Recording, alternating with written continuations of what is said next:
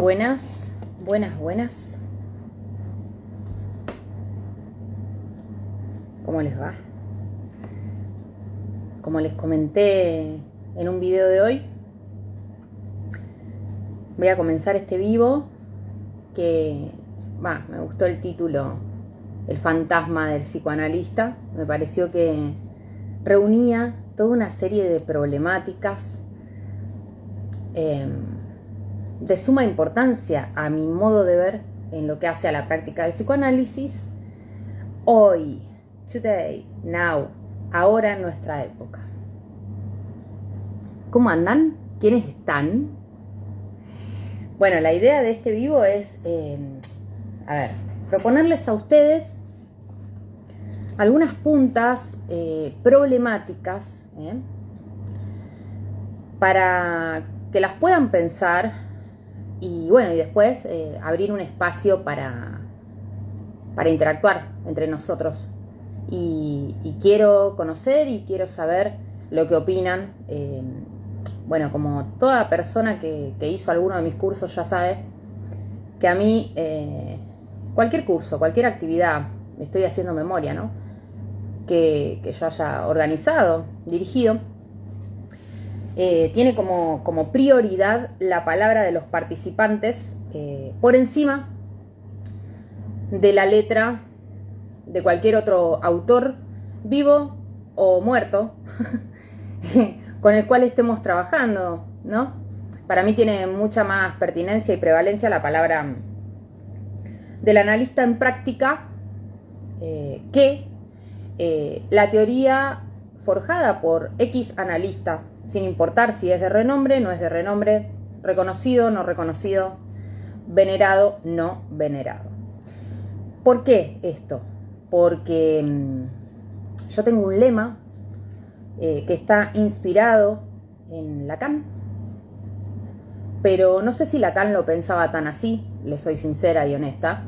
Yo lo transformé en un lema en lo que tiene que ver con practicar el psicoanálisis. Y ese lema yo lo extraje de un texto muy bonito de Lacan, que lo van a encontrar en Escritos, si no me equivoco está en Escritos 1, que se titula Más allá del principio de realidad.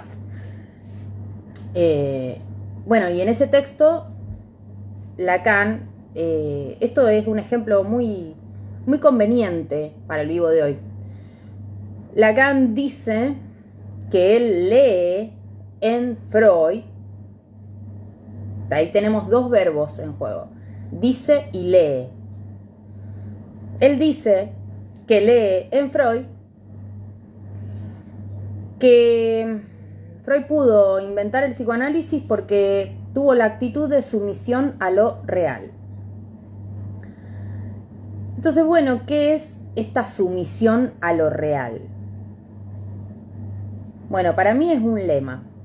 Y yo leo lo real de la práctica del psicoanálisis como aquello que hacemos, como podemos, con lo que tenemos, con cada paciente, con cada analizante, sesión tras sesión, en donde cada sesión es única, irrepetible, insustituible, en donde cada analista también es único, insustituible, irrepetible, sin importar las consideraciones teóricas que tenga en su mente, las formaciones que haya realizado, ¿no? Hay allí una especificidad y una cuestión de lo irrepetible, de lo azaroso, de lo contingente, de lo imprevisto, que se juega en la práctica del psicoanálisis, que yo leo como lo real.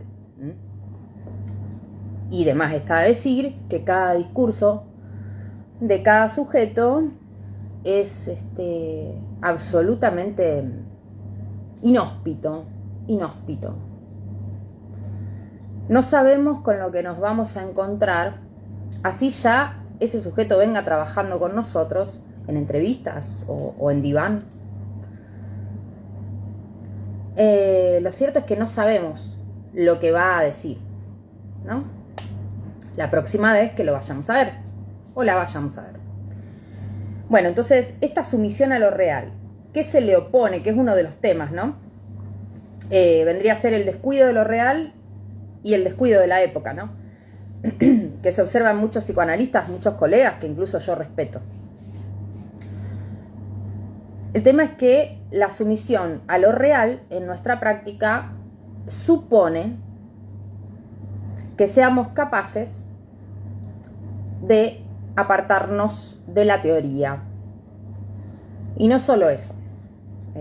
Durante el momento práctico, digamos, que tiene que ver con lo real, sin ninguna duda,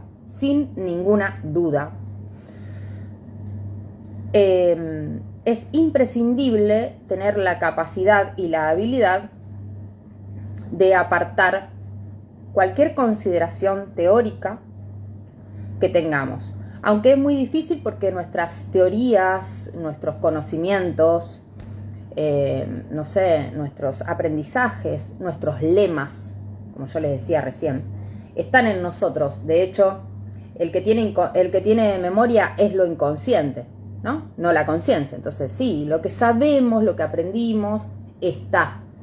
No vamos a hacer de cuenta que no lo tenemos. Por supuesto que lo tenemos, y si no fuese así, no sería necesario estudiar nada, ¿no? El tema es que cuando estamos en práctica, a esa teoría, con la pregnancia que tiene en cuanto a condicionamiento y adoctrinamiento, la tenemos que poner en suspenso para que nuestra escucha sea verdaderamente analítica. Bueno, entonces, como el tema es tan amplio, a mí me pareció bien dividirlo en algunas puntas. En relación a lo que estaba diciendo, la primera, que son puntas que tienen que ver con lo que a mí me parece es un fantasma del psicoanalista. ¿A qué podemos? Ahora les voy a dar unas ejemplificaciones, unas formulaciones que se me ocurrieron para hablar un poquito de esto. ¿Qué entiendo yo por fantasma del psicoanalista? El fantasma, sea cual sea, tiene por misión instituir un modo de goce, ¿no? El fantasma tiene dos aristas importantes o dos vertientes importantes. La primera es la del deseo, y esa vertiente deseante sí está articulada a la tan conocida falta. Ahora, la otra vertiente es la vertiente gozosa, que ya tiene que ver con la pulsión y por ende con el complejo de Edipo, así, simple, llano, ¿no? O sea, por llano estoy diciendo ingenuo, ridículo total, ¿no? Entonces, el fantasma tiene una vertiente deseante y una vertiente gozosa. La vertiente gozosa siempre está vinculada al complejo de Edipo, personal, y siempre es ridícula porque es sumamente ingenua y la satisfacción que presta es absolutamente reducida, digamos, absolutamente reducida, y por lo general nos trae toda una serie de obstáculos y problemas con los cuales después no sabemos qué hacer. Cuando se presentan, no sabemos qué hacer con eso y agarramos y le echamos la culpa al otro. Bueno, entonces, ¿qué podríamos decir del fantasma del psicoanalista? La primera punta es una noción, a mi modo de ver, errónea, que es: el psicoanálisis es una doctrina. Eso es otra. El fantasma supone una serie de afirmaciones. Afirmaciones que son axiomas. Por eso el mismo Lacan hablaba de axioma fantasmático, ¿no? Es una frase cerrada que funciona para alguien, ¿no? Para quien lo porta a ese fantasma, como una suerte de axioma inamovible que condiciona sus comportamientos.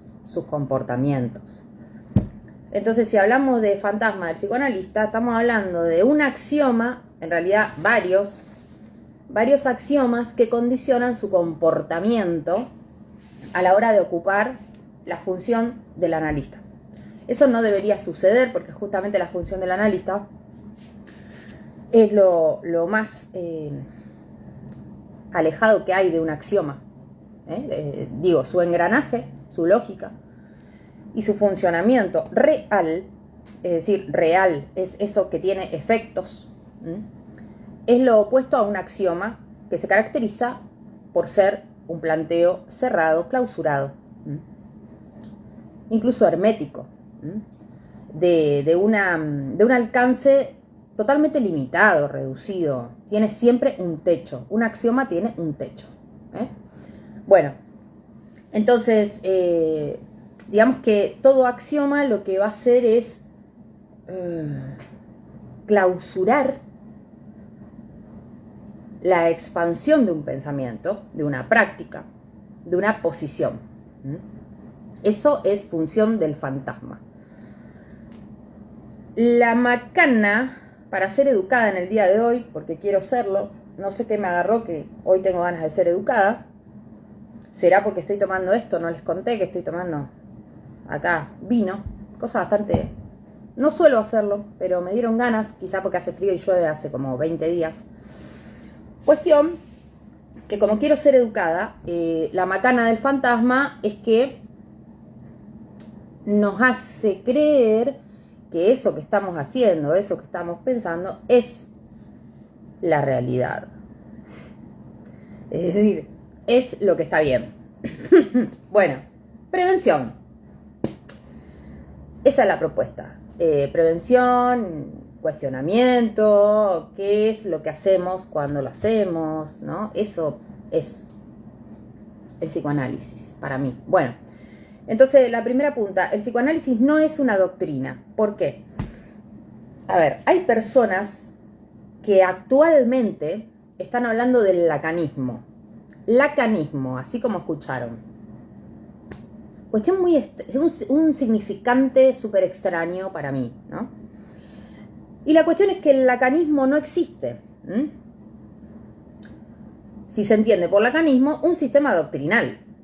¿No? La verdad es que no existe.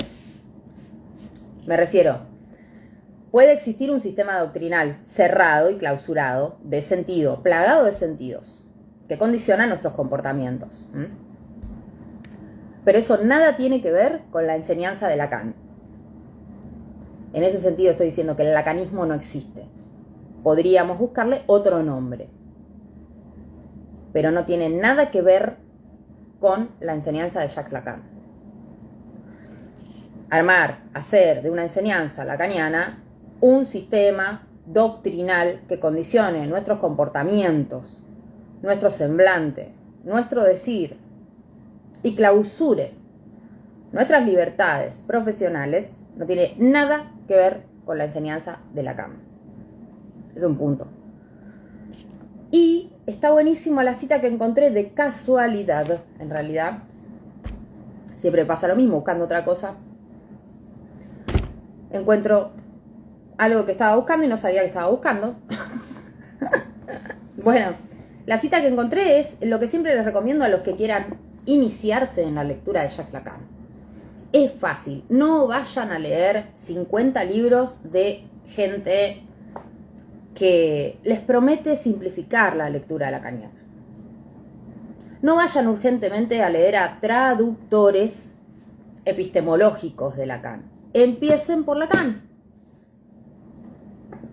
Con el seminario 1, que es muy accesible. Bueno, y la cita dice así: esta enseñanza, esto en la apertura del seminario, o sea, apenas comienza.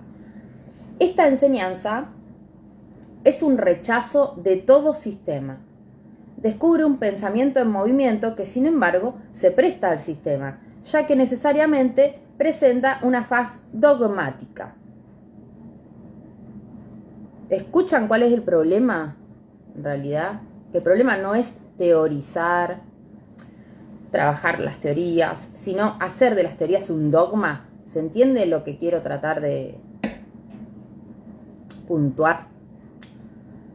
El fantasma es un dogma que el sujeto inventa. ¿Para qué? Para sentirse protegido del azar. Esa es la función esencial del fantasma. Protegerme imaginariamente del azar. Como si se pudiera. Y prosigue Lacan.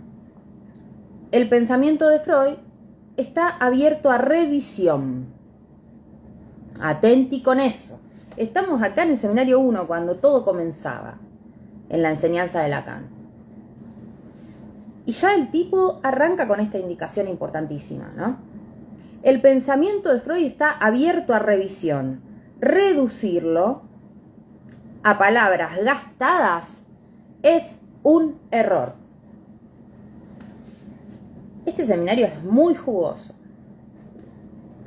Vieron que yo suelo ahí sacarle mucha chispa a los últimos seminarios, que de hecho son mis preferidos. Siempre les digo que mis seminarios preferidos, bueno, ya saben, el 21 y el 23 son mis favoritos de lo más. Pero bueno, en fin, yo siempre encuentro algo muy bonito en la enseñanza de Lacan. Y este es un seminario divino, que vos decís, wow, qué capacidad tenía este hombre, ¿no? Para pensar más allá del dogma. Entonces, cuando yo leo en alguna parte el lacanismo, eso no tiene nada que ver con Lacan, porque Lacan era un tipo que justamente se caracterizaba por esa capacidad de ir más allá del dogma, ir más allá del dogmatismo. No era un objetivo de su enseñanza armar una doctrina dogmática, cerrada. Él en ningún momento incentivó a nadie a que armen un lacanismo y que hagan con su enseñanza un sistema que clausure la autenticidad del analista practicante. Todo lo contrario. Todo lo contrario. Por eso digo, ¿será que se lee mal a Lacan o será el fantasma del psicoanalista? Y ahí viene otra punta, ¿no? Cuando decimos que el psicoanálisis no es una doctrina, estamos queriendo decir que el psicoanálisis no debería ser una religión. La doctrina siempre tiene algo de religiosidad. Y como ejemplo más patente tenemos la doctrina religiosa específicamente, en donde van a aparecer unos significantes muy puntuales, que son, ¿cuáles? Los procedimientos instituidos, los ritos instituidos, ritos, rituales, ceremonias, los fieles, la fidelidad a un padre, X, al modo de Dios, y por último, los adoctrinamientos que se desprenden de esa doctrina o de ese saber doctrinal. Una palabra lleva a la otra. Y aunque muchos analistas digan que no, que nosotros no hacemos adoctrinamientos, el yo no es un organismo que se adapta, en realidad sin saberlo están haciendo un adoctrinamiento. ¿Por qué? Porque están haciendo del psicoanálisis una doctrina adaptativa de la salud mental. ¿Parece una locura? Bueno, lean con atención lo que leen. O sea, digo, las producciones actuales, agárrenlas y lean, no buscando un padre. No buscando un padre. Lean eso que llega a sus manos o a sus ojos, porque mucha gente lee en las pantallas, me incluyo. Lean eso que les llega. No buscando desesperadamente un padre que te enseñe a ser analista. Lean como colegas. Si ya son analistas, entonces lean desde el lugar de colegas. A ver qué pasa. Y después me cuentan qué es lo que leen ahí. Porque cambia mucho el ojo del observador, dice la física. Digamos que todo puede cambiar según el lugar en donde esté puesto el ojo del observador. Entonces, una cosa es que yo te esté observando desde el lugar de sumisión al padre, y otra cosa muy distinta es que yo te esté observando desde el lugar de la sumisión a lo real que yo hago. Es decir, somos colegas y yo te leo. Esa es una. Otra es, yo ya sé que sos mi colega, pero yo todavía soy un estudiante, un aprendiz que no sabe nada, y vos vas a ser mi papá, y vos me vas a enseñar cómo yo tengo que intervenir en un análisis. Esa es otra posición. Lo cual no quiere decir que uno leyendo no se nutra, no aprenda, eso es constante. Es constante. Enriquecerse del otro. Pero ¿qué parte del otro? Uno se enriquece de la elaboración propia que hace el otro. Uno no se enriquece del recorrido bibliográfico, minucioso y espléndido, porque eso es algo que a ese recorrido bibliográfico, que es tan usual en el campo del psicoanálisis, lo que le falta es la autenticidad del escritor. Es lo que yo observo en general. Bueno, y eso algo nos está queriendo decir. Eso es un síntoma. Es un síntoma de los y las psicoanalistas. ¿Por qué cuando yo agarro un libro de psicoanálisis, bueno, este es de Lacan, pero por qué cuando yo agarro cualquier libro de psicoanálisis X de un autor actual, apenas lo abro, este libro se trata de las adicciones y cómo el psicoanálisis aborda las adicciones? Punto. Segundo párrafo. Lacan, en el texto La familia, afirmó que, abro comillas, una cita así. Pues sí, todavía no sé lo que pensás acerca de las adicciones. Yo con total entusiasmo te compré para saber lo que vos pensás sobre las adicciones. Lo que dijo Lacan yo ya lo sé. Ya lo leí. ¿Se entiende lo que estoy marcando? Hay como un síntoma donde hay una cierta inhibición por parte del analista, ¿no? Ese es el tema, eso es lo que quiero situar, ¿no? Que hay una inhibición por parte del analista, no solo a nivel concreto, que eso yo como les decía en el reel que subí, se escucha muchísimo en la supervisión, que el analista tiene miedo del acto analítico. Tiene miedo de intervenir en cualquiera de las formas que podemos situar como intervenciones. Sean intervenciones R, S, I, da igual, ¿no? Miedo a intervenir, pero eso desde el ángulo más concreto. Y desde un ángulo un poquito más indirecto y silenciado, yo observo que también está el miedo y el resquemor a intervenir a nivel de la divulgación del psicoanálisis, de la expresión del psicoanálisis, ¿no? De lo que cada quien hace en su práctica. Les da vergüenza decir cómo trabajan y prefieren hablar.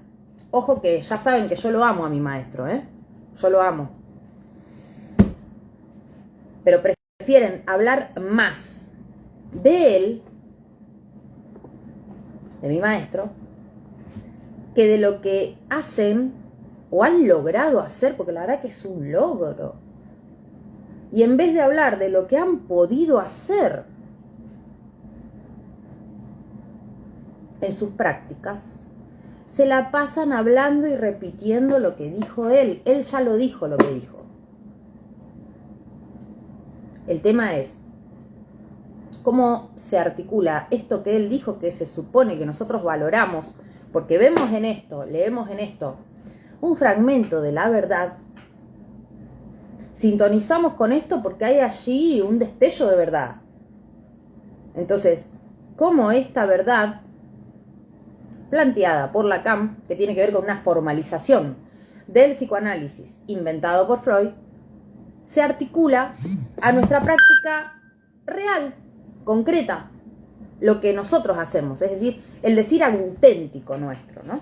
Bueno, ahí es donde aparece, yo leo por lo menos, una inhibición del analista que considero que es resultado de la enseñanza doctrinal del psicoanálisis en las universidades y en las escuelas. Eso nos lleva también a otro problema, pero antes de pasar a ese otro problema, que se desprende del anterior, decía, esto del lacanismo a mí me suena muchísimo a religión, porque es el ismo, ¿no? Catolicismo, agnosticismo, budismo. Bueno, ¿de qué estamos hablando, no? Digo, Porque ahí lo que surge es el problema del adoctrinamiento de los creyentes. No sé si me explico. Hasta tal punto y tal extremismo que hay colegas que apenas se gradúan en una universidad, o sea, el título es psicólogo, en la UNR por lo menos, o licenciado en psicología, el título, ¿no? Bueno, se gradúan y están muy invadidos por este psicoanálisis doctrinal.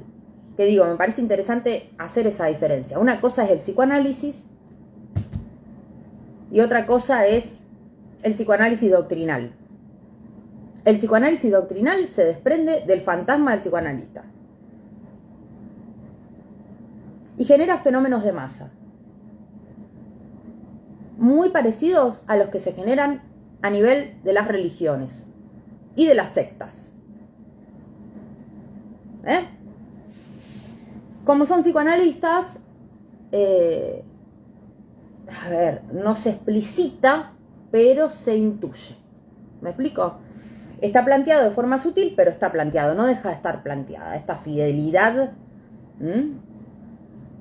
a un Dios. Y esta comunidad entre los creyentes y esta... están los creyentes, los que van a la misma iglesia, ¿no? Y que practican y se reúnen en grupos de estudio todos ellos, ¿no? Es como que no es algo abierto, sería. Están todos ellos ahí. Y hacen publicaciones conjuntas entre ellos también, ¿no? Y lo que hacen ahí en esos grupos no lo divulgan. Lo divulgan en entornos privados, privatizados, que la sociedad no tiene ni conocimiento de lo que hablan, Lo divulgan entre ellos, digamos, sigue siendo cerrado. Bueno, y eso dentro de los psicoanalistas. Y ellos mismos, en ese fenómeno de masa que se arma, eclesiástico, excluyen a los otros también. Hay ahí un fenómeno de la exclusión. Bueno, ¿bajo qué criterio? Si no compartís mi fantasma, te excluyo. Y el problema ahí es lo que está planteando el fantasma, que ahora lo vamos a ver. Fantasma del psicoanalista. Bueno, entonces esta inhibición del psicoanalista que se observa en muchos graduados y de muchas maneras, yo creo que tiene que ver con esta confusión fundamental entre el perfil universitario y el perfil analítico. O para decirlo de otro modo, el discurso universitario versus el discurso analítico. Son dos cosas distintas. Una cosa es el discurso universitario y otra cosa muy distinta es el discurso del psicoanálisis, ¿no? ¿Cuál es el problema? Que generalmente se confunden esas dos discursivas. Tienen lógicas diferentes.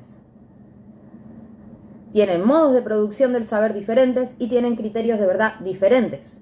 Y tienen concepciones del sujeto diferentes. Ahí está el problema. Que cuando nosotros hablamos de un psicoanálisis doctrinal, lo que estamos haciendo es querer transformar el discurso del psicoanálisis en un discurso universitario. Aunque no lo parezca y que, wow, sí, nosotros somos tan, ¿cómo decirlo? Sabemos tanto y somos tan buenos en lo que hacemos y qué sé yo, y no es más que un adoctrinamiento. Y una sumisión no a lo real de la práctica, sino a una teoría. Es terrible que haya una sumisión a una sola teoría. Es catastrófico en realidad. Que en vez de haber una sumisión a lo real, digo, a la escucha de ese paciente, qué es lo que está diciendo, punto 1, a lo que está pasando a nivel epocal, punto 2, a las reformulaciones que están aconteciendo, nos guste o no, entren en nuestras teorías o no, los cambios que están aconteciendo a nivel social, cultural, familiar, mundial, ideológico, político, en el campo de las ciencias, todos esos cambios, es una verdadera locura y una negación total de la realidad. Creer que el psicoanálisis se mantiene incólume, igual a sí mismo, tal como lo dijo Freud en 1900, o tal como lo dijo mi querido y amado maestro en 1970. Es una verdadera locura, en serio lo digo. Además que si tanto te gusta Lacan, bueno, prestale atención a sus indicaciones, porque una indicación importante de Lacan es estar a la altura del tiempo en el que uno practica el psicoanálisis. Una indicación lacaniana es que vos estés a la altura de tu época, de la subjetividad de tu época, para ser más específica. Es una indicación de Lacan, no lo dije yo. Y sin embargo vemos gente que está, que con todo el valor que requiere escribir un libro, con todo el valor que requiere, pero más allá de eso, y no solo económico, sino libidinal, ¿no? El valor que implica, la apuesta, la productividad, está buenísimo. Pero digo, vemos gente que está gastando letra en cosas que ya se dijeron, en lugar de abocarse a la subjetividad de la época. Bueno, algo pasa ahí, y yo lo leo como una inhibición, debido a que hay una sumisión a la teoría, más que una sumisión a lo real. Bueno, cuestión que yo en el video les decía, ¿no? Que mucha gente, muchos colegas piensan que el psicoanálisis es equivalente a Freud. O sea, como que Freud es el psicoanálisis. Como esos jueguitos, ¿no? Que te ponen una imagen y vos tenés que adivinar. Bueno, ponemos la imagen de Freud, listo, es el psicoanálisis. O Lacan, ¿no? Lacanianos igual y la fotito de Lacan, ¿no? Como diciendo, haciendo una equivalencia absolutamente forzada entre una construcción grande, importante, acerca del saber inconsciente y una persona. No sé si se dan cuenta de que esto se hace todo el tiempo, ¿no? Y se pierde de vista esta diferencia crucial entre el psicoanálisis, que es un invento, o sea, es un método terapéutico, que inventó Sigmund Freud en 1898, para ser más precisos. 1898. Freud abandona la hipnosis, la sugestión, la presión sobre la frente, inventa el psicoanálisis como método terapéutico para la atención de pacientes histéricas, más específicamente. Después la cosa se fue expandiendo, se fue creando un corpus teórico. Ahora, Freud lo fue inventando y armando en función de ¿qué? De una sumisión a lo real, esto es, en función de lo que él estaba escuchando con sus pacientes en su práctica. Él probaba una cosa, no funcionaba, probaba otra, no funcionaba. ¿Hacía una teoría? No, mentira, no funciona. Vamos con lo otro. Sí, esto capaz que sí. Eso se llama investigación. Entonces, el psicoanálisis es una invención de Freud. El creador es una cosa, la persona, y después está la creación, que es un método terapéutico revolucionario en el campo del saber y en el campo de la salud mental también, ¿no? Con Lacan sucede algo similar. Lacan realiza una relectura de Freud con un objetivo muy preciso. No lo leyó porque le gustaba, simplemente. Lacan realiza un retorno a Freud con el objetivo de formalizar el psicoanálisis. Pero con Lacan ocurre lo mismo. El psicoanálisis no es Lacan. Lacan reinventó el psicoanálisis freudiano. Entonces, yo muchas veces he recibido objeciones, comentarios de colegas que me marcaban una cuestión así de como que eso no es de Lacan. Como si a mí me importara que fuera de Lacan, lo que yo digo.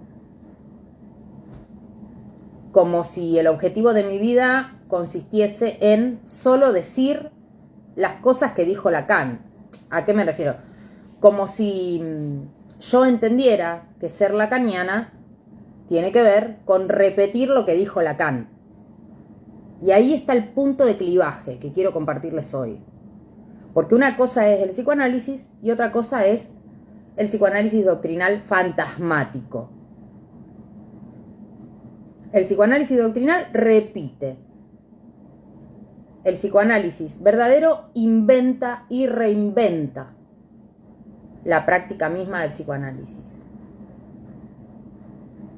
El psicoanálisis habilita al poder creador de lo inconsciente. Eso es el psicoanálisis, desde sus inicios. Bueno, cuestión que cada analista, con cada paciente, en cada sesión, reinventa el psicoanálisis, sin saberlo y sin quererlo. Cada analista vuelve a crear el psicoanálisis, sin saberlo. Pero de eso no hablan, porque no lo dijo Lacan. No lo dijo Lacan. No lo dijo Freud a eso. Si no lo dijo Freud, no es freudiano. Si no lo dijo Lacan, no es lacaniano. Bueno, y eso es confundir contenido con sustancia. Es confundir palabra con lógica.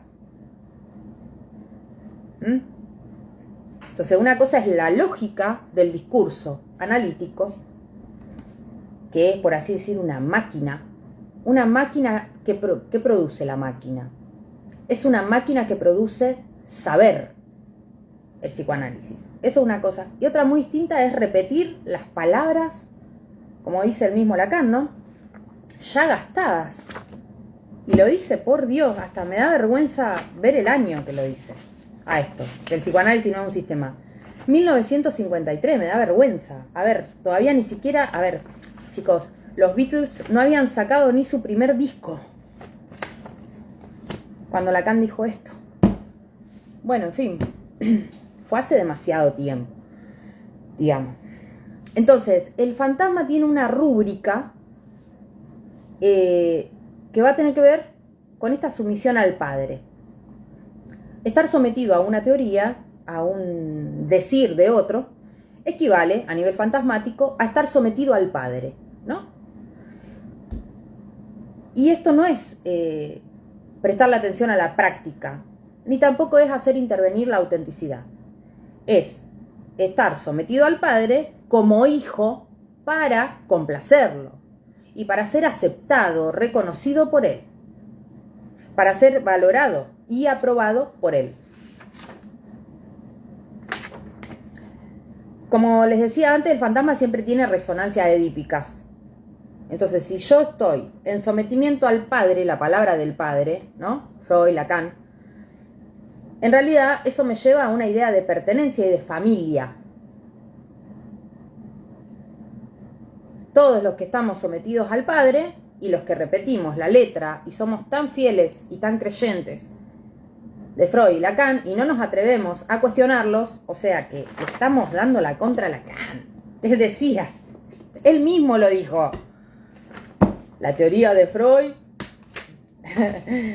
hay que revisarla, dijo. No, eso no. Yo me alimento de axiomas. Como si dijeran así, ¿no? Bueno, dándole la contra a Lacan, ¿qué hacen? Esta repetición, ¿no? Es en realidad una sumisión al padre. Es eso. Bueno, y les decía que tiene resonancias edípicas porque eso nos lleva a pertenecer a una cierta familia metaforizada. La familia de los psicoanalistas. Entonces ahí ya hay, ¿no? Como una membresía, unas jerarquías que se ponen en juego. Hermano mayor, menor, papá, mamá, cuñado, primo. Cuestiones returbias, que se pueden llegar a generar cuando aplicamos el fantasma del psicoanalista al psicoanálisis. Cuestiones muy turbias se pueden generar, a nivel institucional incluso. Bueno, digo para pensarlo porque a mí me parece un eje problemático, realmente, ¿no? Y que condiciona tanto la práctica como el decir del psicoanalista practicante, ¿no? Y acá viene otra punta que se desprende de la anterior, ¿no? La anterior punta fantasmática era la sumisión al padre para ser un buen hijo, un hijo obediente. El fantasma sería el hijo obediente. Bueno, el hijo obediente no se corre de lo que dijo Freud y lo que dijo Lacan. ¿Me explico? Entonces, la primera punta, el hijo obediente, juicioso, como dicen en Colombia. Bien juicioso. Bueno, de esa arista se desprende una otra cuestión, no menos densa, que es el goce de la complicación. Todos estos hermanos que veneran al mismo padre gozan de la complicación. Y eso es explícito. Yo no me quiero meter ahora con ejemplos puntuales porque la verdad no le veo sentido, pero hay un montón. El goce de la complicación. ¿Cómo estos psicoanalistas gozan de la teoría y los laberintos teóricos, armando complicaciones allí donde no las hay? Armando diferencias allí donde no las hay, situando distancias donde no las hay y situando cercanías donde sí las hay. Dependiendo, ¿no? Pero yo observo muchas contradicciones en la productividad analítica de la época actual. Y para mí tienen que ver con esto, con un goce de la complicación. Son psicoanalistas que argumentan su goce diciendo que el psicoanálisis es complejo. El psicoanálisis es algo muy complejo, dicen, ¿no? ¿A dónde estaría la complejidad? Yo les pregunto y me pregunto, ¿a dónde está esa complejidad que ellos ven? ¿A dónde está esa complejidad? En realidad. Bueno, ¿qué dice este fantasma que pide gozar de lo complicado y lo difícil? Dice, lo complicado vale más. Lo difícil vale más. Lo complicado es más respetable, porque es más científico. Lo simple es poco serio. Lo fácil ya no es científico, ya no es respetable. Ya no es psicoanalítico lo que es fácil. ¿Eso a qué responde? Responde a una fantasmática, no a una realidad. Responde a una fantasmática. De algunos psicoanalistas, no todos. Y el fantasma siempre tiene que ver con lo edípico. ¿Y cuál es la fantasmática? Y bueno, a ver, en el Edipo, ¿qué es lo más difícil? O sea, fíjense que este goce de la complicación es eminentemente masculino. Responde al Edipo clásico en varones. Enamorarme de esa mujer que jamás me va a dar pelota. Enamorarme de esa mujer que es imposible, idílica y nunca va a estar conmigo. Y la amo tanto, porque es tan linda. No, no es porque es tan linda, es porque es difícil. Es porque es complicado que estés con ella o quizá imposible que estés con ella y por eso te enamoraste. A nivel edípico. Es porque está prohibida que te enamoraste de ella. Después la tuviste que resignar, pero bueno, te quedó ahí un gustito, un resabio, ¿no? De que lo más difícil es lo más amado, lo más valioso y lo más respetado. Entonces lo complicado es más serio de repente. Bueno, eso habla de un fantasma. Y encima masculino, ¿no? Onda, la conquista desde el ángulo masculino, digo. La conquista de una mujer desde el ángulo masculino se hace mucho más, ¿cómo decir?, valorada por el hombre si le requiere cierto esfuerzo. Si le resulta complicado conquistar a una mujer, él lo va a valorar mucho más. Y esto es así. Bueno, es un fantasma masculino, en donde se confunde complejidad con complicación. Entonces, el goce correspondiente al fantasma del psicoanalista tiene que ver con un goce de la complicación. Y complejidad es una cosa y complicación es otra. Complejidad es articular varios elementos diferentes en simultáneo. En cambio, complicación es poner obstáculos encima de los elementos y a su vez entre los elementos que están en juego en esa articulación. Eso es complicar, es agregar obstáculos, es impedir y en algunos casos inhabilitar. En cambio, la complejidad es abordable, no sé si existe esa palabra. La complejidad consiste en manipular elementos diferentes al mismo tiempo. La complicación impide articular elementos al mismo tiempo. ¿Se entiende? ¿Qué es lo que se observa? A muchos psicoanalistas, mucho bla, bla, bla, bla, bla, bla, pero no sé, no me queda nada limpio. No me queda nada limpio.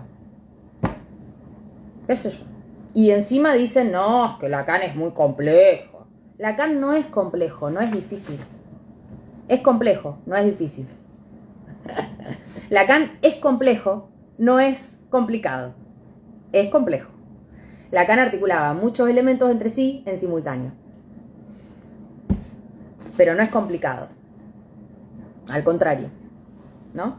Porque, digamos, en este fantasma lo que se pierde de vista es un legado de Lacan importantísimo que hace de última a su originalidad y que tiene que ver con esta intención fundamental de formalizar el psicoanálisis, ¿no? En esta formalización del psicoanálisis él tenía así como tercer ojo la simplicidad. Tenía como objetivo poder aislar los elementos más simples de la práctica del psicoanálisis. Por eso es que él inventó el álgebra, entre comillas, que no es una álgebra, ¿no? Son solo letras que designan funciones. Esperen que acá tengo un tema a aceptar. Pero bueno, con esa intención él buscaba armar simplicidad. ¿Para qué? Para evitar tergiversaciones del discurso del psicoanálisis. No lo logró, lamentablemente, porque bueno, por este fantasma no se logra, ¿no? ¿Qué más? Esto ya lo dije, ¿por qué está acá? Ah, sí. Entonces, en esto que les decía, el fantasma masculino, el goce de la complicación, bueno, no es casual que en materia de inhibiciones, en materia de cómo se inhibe el analista en su práctica, en su difusión, en su divulgación, en sus intervenciones concretas, predominan mucho más las mujeres inhibidas que los varones inhibidos. Entonces, muchas veces se confunde esta cuestión de la ortodoxia con una falsa invención.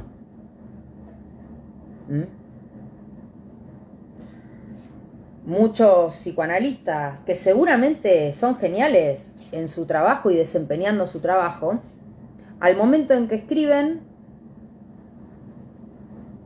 no sé, se vuelven ortodoxos. Quizá en sus prácticas no lo son, pero en su escritura de repente, no sé, se vuelven ortodoxos como que onda, tengo mucho miedo de ya no pertenecer al psicoanálisis y digo lo que pienso. Tengo muchísimo miedo de ya no pertenecer, como si hubiera que pertenecer. A ver, como si el psicoanálisis implicara una ley de pertenencia, sí o sí. Por eso vuelvo a esto, ¿no? Que el psicoanálisis no es Freud, el psicoanálisis no es Lacan.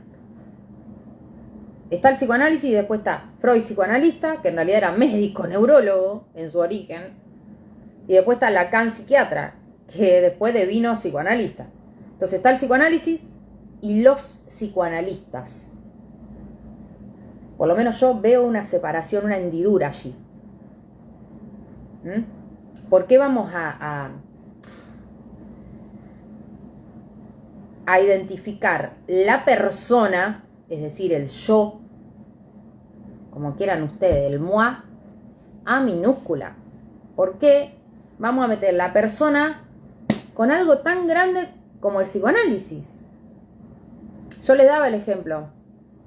Es como que digamos, vos me preguntes, ¿qué es el bypass? El bypass es Favaloro, te respondo yo. Y no te estoy respondiendo lo que es el bypass.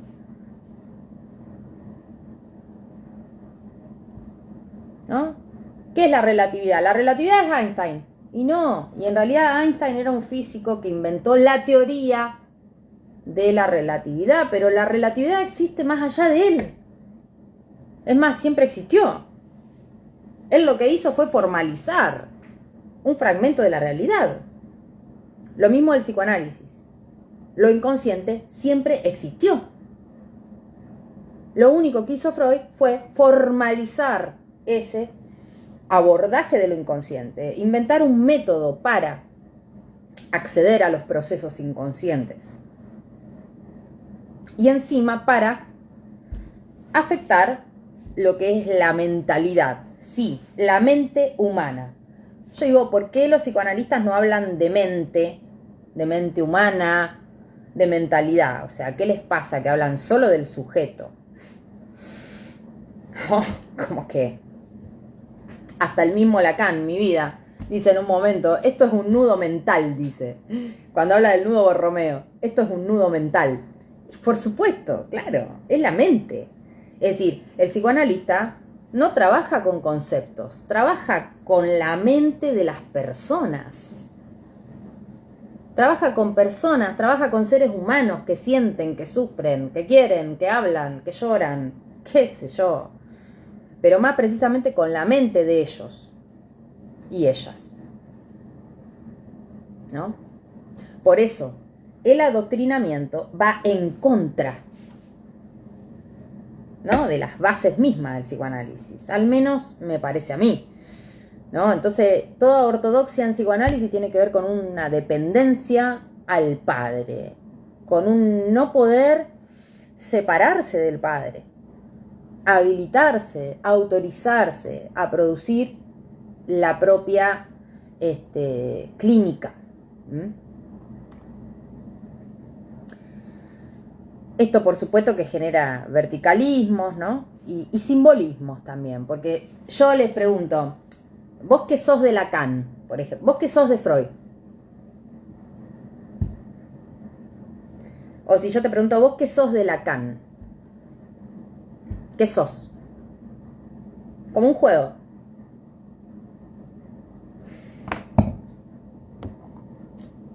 ¿Qué dicen acá? ¿Cómo están? Estaba concentrada para no... A ver. Si yo te pregunto, ¿qué sos de Lacan? Acá dicen, el goce de la complicación es un lugar de poder. Claro que sí, por supuesto.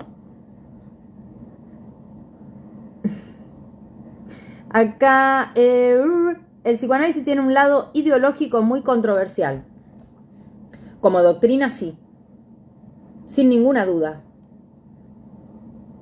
Para empezar, la teoría del falo está mal. Hay que revisarla. Esperen que les repito. La teoría del falo hay que revisarla. Reformularla. Les repito la frase de Lacan. Esta enseñanza es un rechazo de todo sistema. Descubre un pensamiento en movimiento. El pensamiento de Freud está abierto a revisión. Reducirlo a palabras gastadas es un error. ¿Por qué no lo aplicamos a nuestro querido maestro? Eso que él mismo dijo. Su pensamiento merece revisión. Si tanto lo respetamos, entonces hay que revisarlo seriamente. pero seriamente digo, ¿no? ¿Y cuál es la forma más seria que existe? No es en una divagación de acuerdo a lo que yo creo, yo pienso, de acuerdo a lo que a mí se me ocurrió, así en un momento de, qué sé yo, de retiro espiritual. No. El modo más serio de hacer una revisión exhaustiva es contrastarlo con la práctica real. ¿Sigue coincidiendo la teoría del falo con la práctica real? ¿Con el análisis con mujeres? ¿Sigue coincidiendo? Posta, a ver, fundamentámelo. Digamos, ¿no? Bueno, ese tipo de cuestiones. Pero bueno, hay otros problemas que ya no tienen nada que ver con los hombres, con los varones. Tienen que ver con las mujeres los problemas. Las mujeres analistas. Chicos, a ver qué dicen. Los esquemas son creados. Muchas gracias, Diego. Muchas gracias, Diego. Son invenciones, exactamente. Son un recurso para el pensamiento, en palabras de Lacan, que pretenden facilitar el pensamiento. Una ayuda. Esos son los esquemas. Nada más y nada menos.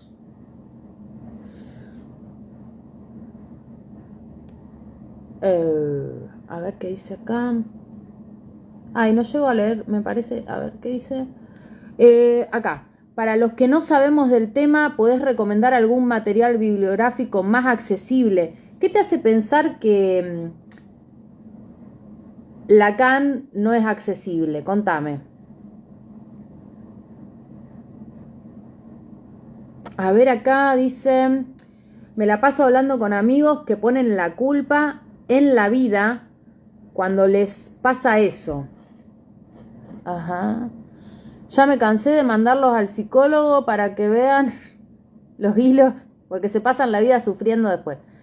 Bueno, uno no puede obligar a que a alguien le nazca el deseo.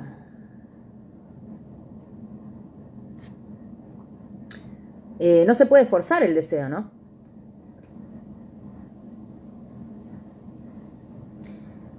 Acá dicen: ¿has pensado en hacer un análisis de series o películas donde evidencias algunos conceptos del psicoanálisis lacaniano? ¡Wow! No lo había pensado. Ahora estoy queriendo publicar un libro. Estoy buscando una forma posible de publicar un libro. Pero bueno, no va a ser como... no va a ser un psicoanálisis doctrinal, ya les advierto y les aviso. Obvio. No va a ser una recolección de citas. Porque las citas ya las tienen, están ahí, siempre esperándolos, digámoslo. Claro, ¿qué te hace pensar que Lacan no es accesible? ¿En serio? Me interesa.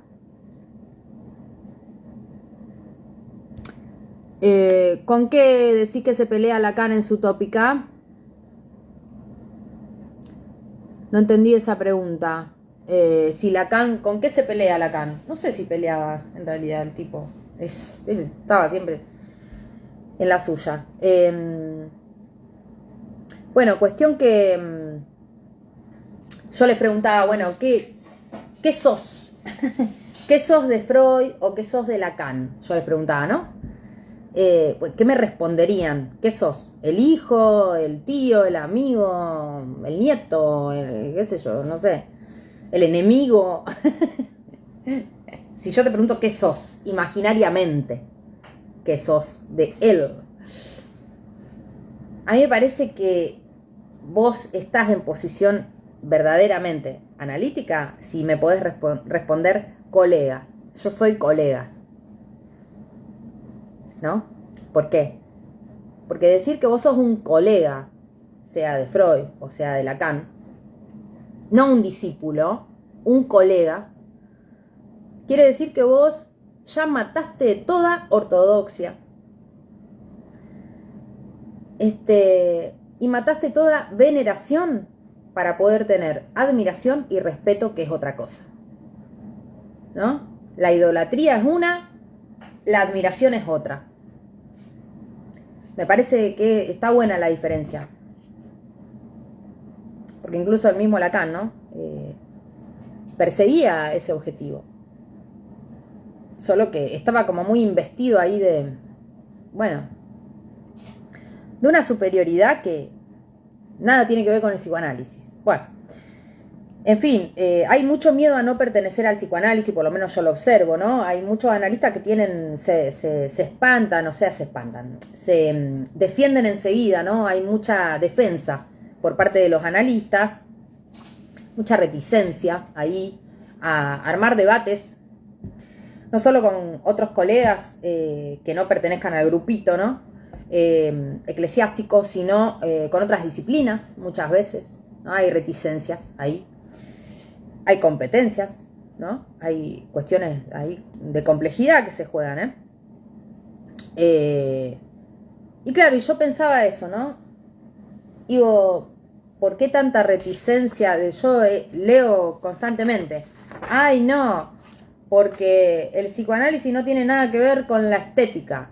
No, el psicoanálisis no tiene que ver con la sociología, No, el psicoanálisis nada que ver con la filosofía. El psicoanálisis con la educación nada que ver. Lo del psicoanálisis no es enseñanza, es transmisión. Ay, el psicoanálisis no enseña, transmite. ¿Qué son? Dios mío.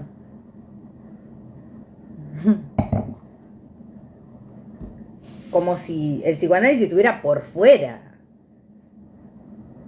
de todo. ¿Quiénes son? Bueno, para expresarlo de otra manera, hay mucha gente que está subida a un pony. Hay mucha gente que está subida a un pony. A mi modo de ver, ¿no? Y eso es complicado porque si estás subido a un pony, no ves lo que está pasando a tu alrededor y perdés de vista lo que sucede a nivel de tu época, a nivel de la sintomatología de tus pacientes, y estás como súper concentrado en que te aplaudan en algún lugar. ¿Me explico? Eso es para mí estar subido a un pony. Y estas relaciones discipulares yo también lo pensaba por el otro lado, ¿no? De decir, una cosa es esta relación tan terrible, discipular, una relación al padre, ¿no? Eclesiástica. Y otra muy distinta es esto que decía Vygotsky, no sé si se acuerdan, que él dio en llamar zona de desarrollo próximo. Eso sí me parece genial. O sea, alguien que ya atravesó ciertas circunstancias y acuñó ciertos conocimientos, ciertas experiencias, te puede ayudar a... Eso sí, me interesa. La zona de desarrollo próximo es una. Y otra muy distinta es una relación verticalista de tipo discipular, ¿no? ¿Se entiende la diferencia? Es medio... Bueno, casualidad que desde esta óptica de fantasma del psicoanalista hay muchas prohibiciones. Por ejemplo, prohibiciones discursivas. Un psicoanalista no debe pronunciar la palabra bienestar. Tírenme algún ejemplo. Malas palabras en psicoanálisis, según el fantasma del psicoanalista doctrinal. Feliz, no. Un psicoanalista no debe pronunciar la palabra feliz o felicidad. ¿Qué más? Un psicoanalista no tiene que hablar del yo, del ego, de la autoestima. Mala palabra. Un psicoanalista no puede hablar del ser, de la identidad, porque no existe identidad. Según el psicoanálisis doctrinal, no existe identidad. El ser está perdido para siempre, hasta el fin de los tiempos. Pero digo, qué pérdida de realidad. Qué locura decir que el ser está perdido. Qué locura. Dios mío. O sea, ¿a dónde está perdido el ser? ¿A dónde? Si somos. Somos. El ser está por todas partes, en cada pequeña cosa que hacemos, en esta copa de vino que yo elegí servirme, cómo la tomo, cómo me muevo, cómo hablo, cómo escribo, cómo digo, lo que me gusta, lo que no me gusta, ahí está el ser, se escabulle, se escabulle. Si alguien tiene vida, el ser está. ¿Cómo vas a decir que el ser está perdido, que no hay que hablar de ser, que no hay identidad? He llegado a leer eso, que por supuesto eliminé a la persona que lo dijo. Porque yo lo seguía en Instagram. Obviamente era, bueno, en fin, no voy a decir. Y cuando leí eso, eliminé a la persona. La eliminé sin decir nada, porque la verdad que no, me pareció una atrocidad. Una atrocidad. Que diga eso. No hay identidad, era el posteo. ¿Cómo que no hay identidad? Dios mío, qué terrible, pensé. Dios santo, qué negación tan grande de la realidad. Eso es no escuchar a los pacientes, aparte, que es lo más grave de todo. Es lo más grave, o sea, si vos te querés meter en un claustro teórico, lleno de libros en una biblioteca, encerrarte y no estar con gente, ahí vos podés, por supuesto, elaborar tu teoría, ¿no? Ahora, si vos trabajás cotidianamente con personas, ¿cómo vas a decir que la identidad no existe? Por Dios. O sea, ¿con quién estás tratando? Digo, ¿qué estás escuchando allí donde escuchás? Entonces, cuestión. Digo, son palabras gastadas, ¿no? Que agarran una frasecita de Lacan, la cercenan, la recortan, la sacan de contexto y la suben allá como a un, no sé, a una especie de no sé, podio, algo así, ¿no? Y luego la repiten, ¿no? Sin entender lo que significa. Y sin tampoco hacer un rastreo verdaderamente teórico, ¿no? De ese decir. Porque, bueno, esto de que el ser está perdido y qué sé yo, está en dirección de la cura. Los principios de su poder, ¿no?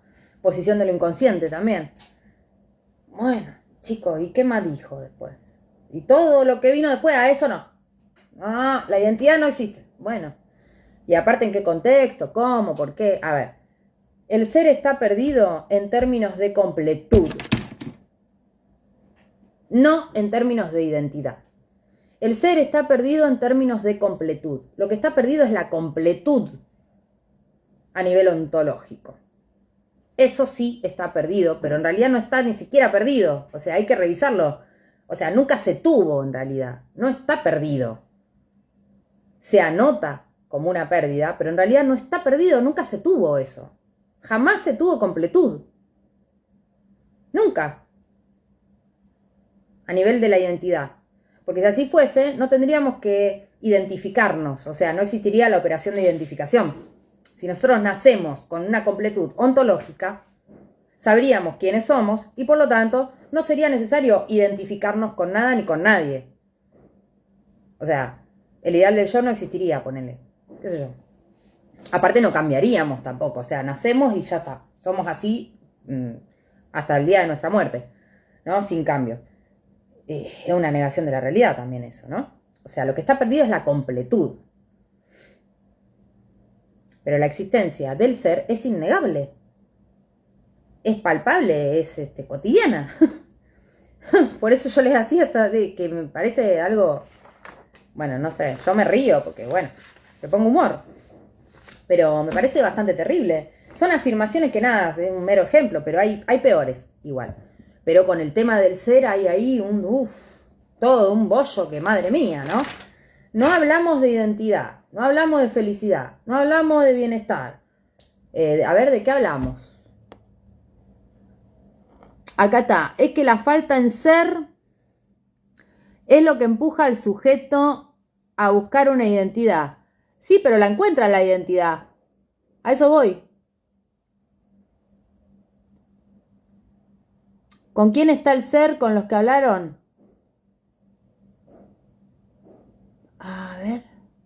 A ver acá. Es que el ser está, aunque no esté teorizado. Acá dicen, un psicoanalista no habla. Eso. Quédate callado. Terapia, mala palabra. Es verdad.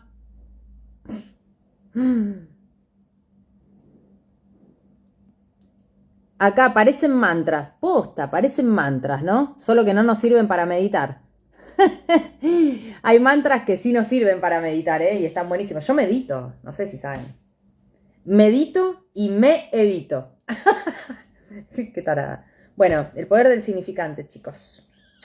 Hay toda una cuestión muy complicada en torno al ser, que arman algunos psicoanalistas, ¿no? Y no es casual. No es casual porque el problema de identidad responde al fantasma del psicoanalista. El psicoanalista que dice, el ser está perdido, yo no hablo de ser, el ser está perdido, yo no hablo de ser. Y viene un paciente, ponele, y les dice, es que yo quiero ser feliz. Bueno, eso no es posible. No, es que el ser está perdido. Usted simplemente confórmese con tomarse una copita de vino y... Ese conformismo tiene que ver con esta idea de que el ser está perdido. Y es mentira. Si alguien viene y nos dice, yo quiero ser feliz, ¿por qué le vamos a negar y vamos a rechazar eso? El ser como completud está perdido, pero está el deseo. Y es eso lo que en realidad mantiene. El ser es algo que se va fabricando cotidianamente y se va manteniendo cotidianamente. Se va reconstruyendo, reeditando, reinventando. Así es la identidad. No estamos igual permanentemente.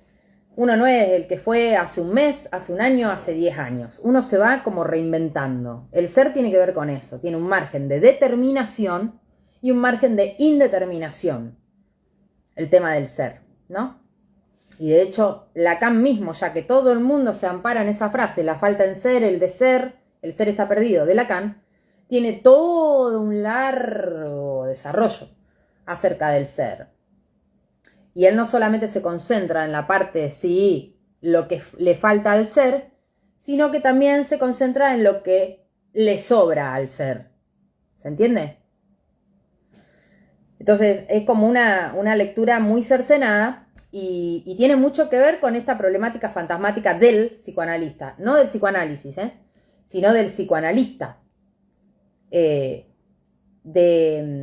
no jugársela con una identidad. Para decirlo llanamente, porque esto es larguísimo y ya se va a hacer súper extenso. Tiene que ver con no jugársela con la identidad. ¿A qué me refiero? No jugársela con un decir. Yo hago esto porque me parece esto, porque creo esto. No sé, porque pensé esto, considero esto. Es eso, ¿no? Un decir auténtico. Es una problemática a nivel de la identitaria. A nivel identitario. El del psicoanálisis doctrinal es una problemática, presenta una problemática a nivel identitario. Una negación de la autenticidad, del cada uno, de la singularidad, que es increíble. Porque si vos decís, el psicoanálisis aborda la singularidad, bueno, y el psicoanalista que lo dice, no se la juega por un decir propio, entonces ¿a qué estamos jugando?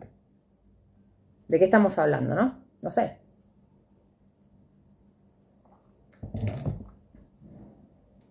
Y ni hablar todos los problemas que surgen de las divulgaciones también, De muchos psicoanalistas subidos al pony, porque están subidos a un pony, no me digan que no, si conocen alguno, yo no quiero nombrar, porque me parece que no es elegante.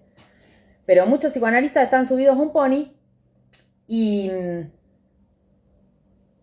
oh casualidad, no hablan de sus prácticas. ¿Por qué les parece que no hablan? No divulgan, ¿no? Bueno, les parece poco serio, creo yo. Les parece muy serio mantener en reserva, no cuestiones que tienen que ver con el secreto profesional, sino, que eso está muy bien, sino lo que hacen. ¿Y por qué será que no quieren hablar de lo que hacen? ¿Por qué será que no quieren hablar de lo que hacen, cómo lo hacen y por qué lo hacen? ¿Por qué será? ¿Cuál es el miedo ahí? ¿Cuál es la inhibición que se juega ahí? Digo, son puntas problemáticas que quería compartirles hoy. Vygotsky, ¿les gusta Vygotsky? Yo lo amo. A ver, acá dicen, pasa que el yo en psicoanálisis se volvió una mala palabra. Bueno, Benjamín, ¿Vos tenés esa misma percepción? ¿Por qué te parece que sucede eso? ¡Qué ridiculez! Digo, a ver, como si el yo no existiese, como si el yo no fuera importante. Entonces por ahí observamos gente que repite la letra freudiana minuciosamente y con, ¿cómo le puedo decir? Con una pulcritud, una excelencia infernal, una memoria, una minuciosidad, una cosa excelente, y no pueden hablar del yo. Cuando el mismo Freud tiene toda una teoría del yo. Es más, lo partió como en, ¿cuántas partes? En 3 partes lo partió al yo. ¿No? Como que tiene una amplia teoría sobre el narcisismo, sobre el yo, o sea. ¿Y por qué hizo eso Freud? Porque lo escuchaban sus pacientes. Tenían un yo. ¿No le parece a usted que si yo les digo a ustedes, no, yo soy psicoanalista, así que del yo no voy a hablar? El ego no forma parte de la conceptualización analítica. Así que el ego no pertenece al psicoanálisis. Bueno, ¿qué dirían ustedes? Porque digo, yo recibo un paciente en análisis y tiene yo y tiene ego. Tiene ego.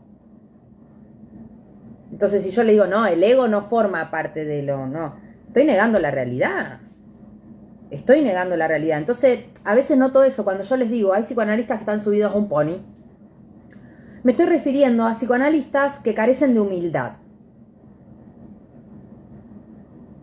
¿A qué me refiero? Esa humildad de tener esa apertura de interactuar con otros discursos, de nutrirse con otros discursos. Creen que ya está todo dicho. Y no es así. Ese es el punto de partida de una iglesia. Ese cierre, esa clausura del pensamiento. No está todo dicho en psicoanálisis. Por lo menos si somos lacanianos no está todo dicho. Todo se presta a revisión. Es un lema de Lacan. Todo debe prestarse a revisión. Y para realizar esa revisión nos podemos servir de todo tipo de discursos a disposición. Pertenezcan al psicoanálisis, no pertenezcan al psicoanálisis, indistinto. ¿No? Entonces, digo, esa clausura, ¿no? Yo de ego no hablo. Sí, como si no existiera el ego. Yo recién les dije que hacía meditación. Acá nombran a Bauman.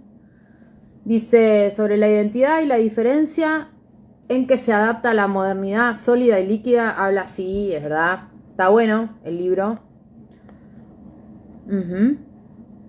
Sí, leí algo respecto a ese planteo. Está muy bueno. Esta liquidez, ¿no? Bueno, acá mencionan Vygotsky. A ver, ¿por qué no hacen nada? En relación a la pregunta, porque se quedan callados. ¿Por qué no hablan los planetas? ¿Por qué no hablan los planetas? Acá dicen, Lacan fue el último en traer las sorpresas del psicoanálisis. Mira, yo realmente creo que fue el último que se animó a cuestionar a Freud.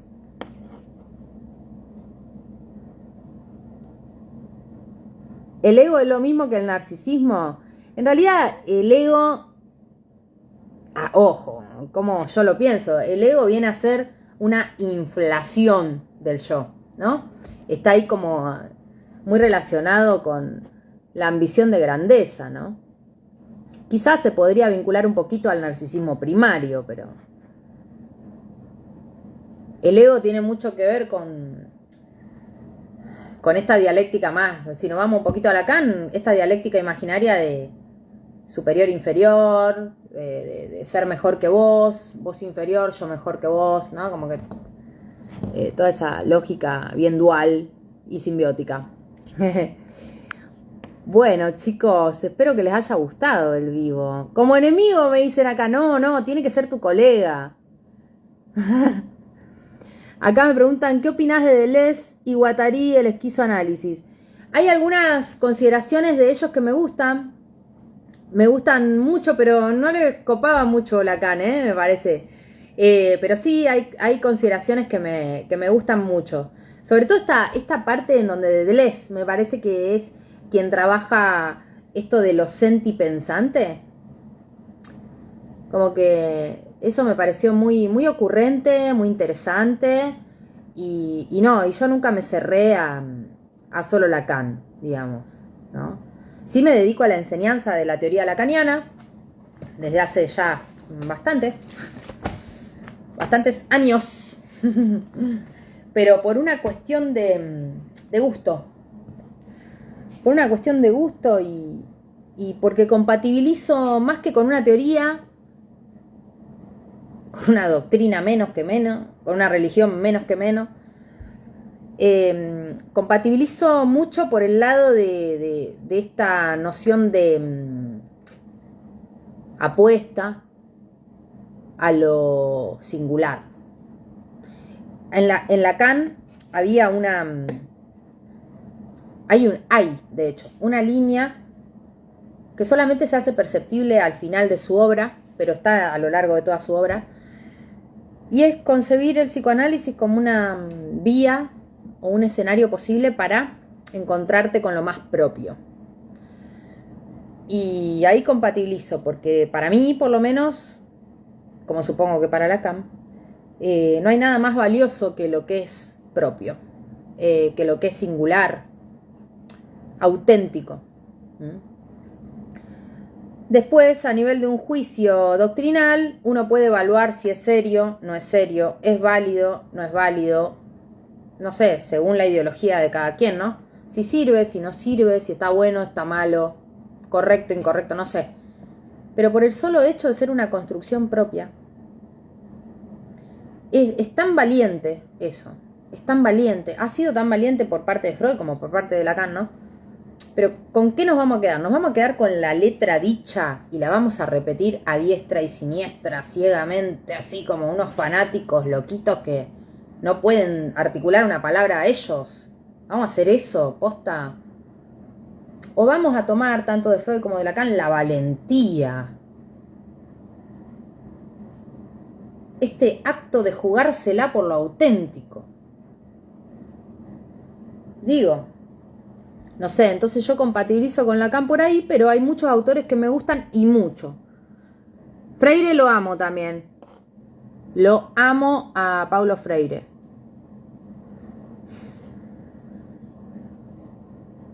Sí, Castoriadis también me gusta mucho. Ay, Castoriadis no. Imaginación radical, no.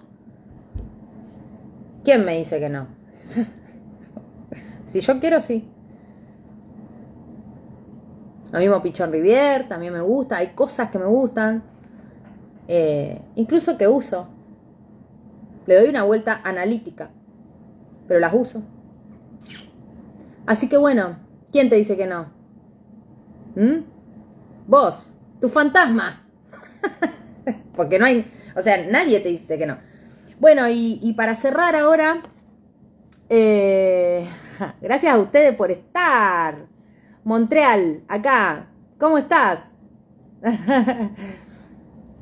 Buenísimo. Cuestionemos, chicos, cuestionemos porque esa es nuestra puerta para crear. Toda creación nace de un cuestionamiento, en realidad, que no quiere decir desprestigiar lo ya creado, Ojo. No quiere decir que estamos desprestigiando lo existente. Estamos cuestionando y al momento de cuestionar eso, estamos creando otra cosa, ¿no? Que es de alguna manera un aporte, un enriquecimiento, no una repetición. Esa es la propuesta que yo siempre les hago, ¿no? Aunque me critiquen, ni me importa ya. Pero bueno, en algún momento me afectaba, hace mucho, cuando era chiquita. Pero ahora ya no me importa. Bueno, como sea, para cerrar este vivo, quería situarle la última arista problemática que tiene que ver con lo femenino. A ver, con lo femenino. No sé si con lo femenino. Bueno, un poco sí. Digamos, la pregunta, bajo la forma de una pregunta, ¿no? ¿qué pasa, qué les pasa a las mujeres analistas? Que les cuesta autorizarse mucho más que a los hombres analistas. A los analistas varones, masculinos, digo. No sé si se dieron cuenta, pero a nivel de la productividad científica, y agárrenla con 2 comillas, sí. O sea, vamos a decir, a nivel de la productividad académica, formal, en psicoanálisis, la gran mayoría son producciones masculinas, o sea, que vienen de hombres. El campo del psicoanálisis, por empezar, bueno, primero lo inventó Freud, era un ámbito masculino, el psicoanálisis. Las pocas mujercitas que se involucraron fueron duramente criticadas y desprestigiadas. Esto a nivel de la época de Freud, digo. Bueno, después en la época de Lacan, otro tanto, muy pocas, y siempre como ahí, ¿cómo digo? Como un apéndice de un hombre, ¿no? Las mujeres que producían escritos analíticos, me refiero. Bueno, en cuestión, introducir esta pregunta, porque no es un problema de los varones y no es un problema de los hombres, es un problema de las mujeres. Lo leo yo, de las mujeres analistas. Creo yo. Que teniendo tanto para decir, tan poco dicen. Digo, ¿qué pasa, no? Con eso. Con esas inhibiciones allí. Bueno, en fin, lo pongo como una pregunta, quizá para charlarlo la próxima. Silvia Bleichmar, sí, por suerte hay algunas, pero hablo de mayoritarismos. O sea, hablo de la mayoría. Por supuesto que hay, no estoy diciendo que no hay. Claro que hay mujeres. Sí, pero estoy diciendo de la mayoría. La gran mayoría de mujeres.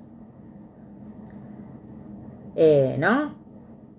Incluso una vez leí un texto espantoso. Era un artículo, me parece.